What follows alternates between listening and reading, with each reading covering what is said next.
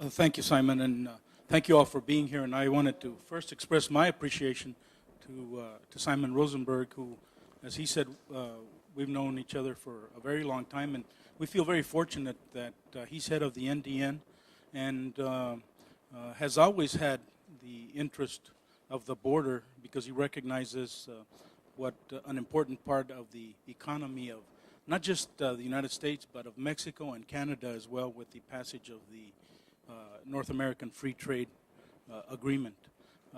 I've had the opportunity to work on the border. First of all, I was born and raised in right outside of El Paso, an internationally renowned place that goes by the name of Canutillo, Texas.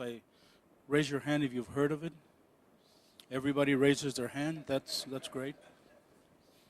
My mom, who's watching over us today, would be very proud. While she was alive, I always said that my mom thought it was important not to forget your roots and Canutillo. So I appreciate the opportunity to be here. I've had the honor and the privilege of a great opportunity in being able to live and work on the border all my life, and now I represent a border district, which is the 16th district of Texas. After serving in the Army, I took all the federal exams, and the Border Patrol was the first to call me for an interview. I was fortunate enough to pass that interview, and I spent the next 26 and a half years as a Border Patrol agent. So up here on this panel, I like to think of, I'm here with my colleague in Congress, Congressman Cuellar, and my former colleagues in law enforcement, although I've been out of that field now for about 15, 16 years, I feel a very strong bond with the sheriffs and the chiefs of police, especially those along the border, but certainly we owe a lot to the men and women that keep our communities safe. And border communities are some of the safest in the country. In fact, I represent the county of El Paso, where El Paso is the largest city, and El Paso is the safest large city in the United States. Oftentimes, you hear the political rhetoric from different politicians here at the federal level who want to talk about making the border secure, about securing the border and making it safe. So I like to remind people like Speaker Boehner that you're more likely to get burglarized, raped, or murdered in the cities that he represents in Ohio than you are in the city that I represent in El Paso. And that's a fact.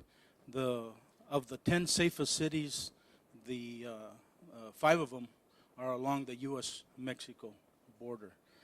So for those of us that live on the border, those of us especially that were born and raised on the border, and in my case worked my adult life securing our country's border between the United States and Mexico, and now represent a border district, we are very offended when we've got politicians that don't live on the border that want to tell us how they're going to secure the border. I always look at it as an affront on the great work being done by these gentlemen up here and the men and women that work for them and work alongside federal agencies like Customs and Border Patrol, DEA, FBI.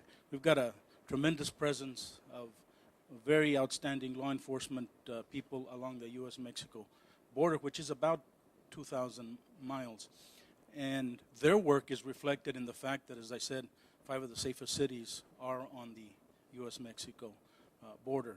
So we've had kind of a running gun battle, and I know Henry feels the same way because we've participated in hearings that were, I think, I'll use the word set up to try to make a case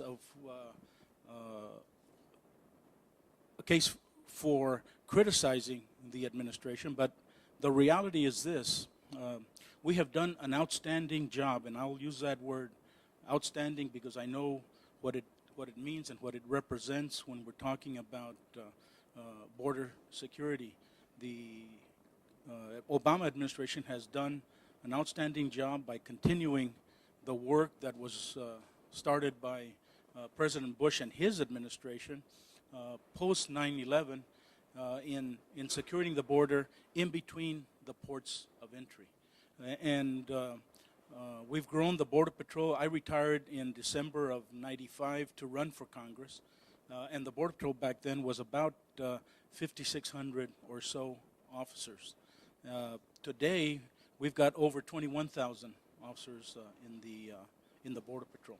So we've done a very good job of hiring new Border Patrol agents, largely to work in between the ports of entry.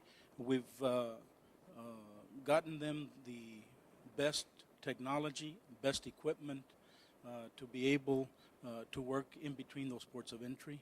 But now we need to, I think, we need to focus on the ports of entry, because not only is that where the major challenge today is in terms of narcotics coming into this country and weapons and money going south into Mexico, but those ports of entry were designed to inspect people coming into the United States.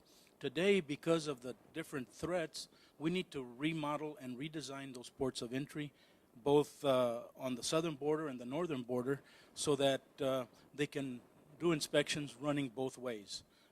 We can inspect people coming into this country at peak times in the morning, and then reverse those lanes and allow people to cross back south in the late afternoon or evening after working in our border communities.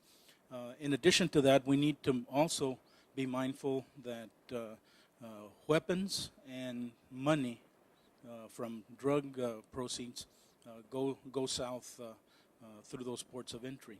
Today, as we're sitting here, we've got a vacancy ratio in terms of optimum staffing level for those ports of entry of about 5,000 CBP officers, inspectors in the legacy INS. So we need to address that. And we've also got a deficit of agricultural inspectors. About 1,200 of those are needed, and about 350 support positions. So we've got legislation that I've introduced, and Henry's on. Lead Republican sponsor is Mike McCall, who we both know from his service on the House Homeland Security Committee.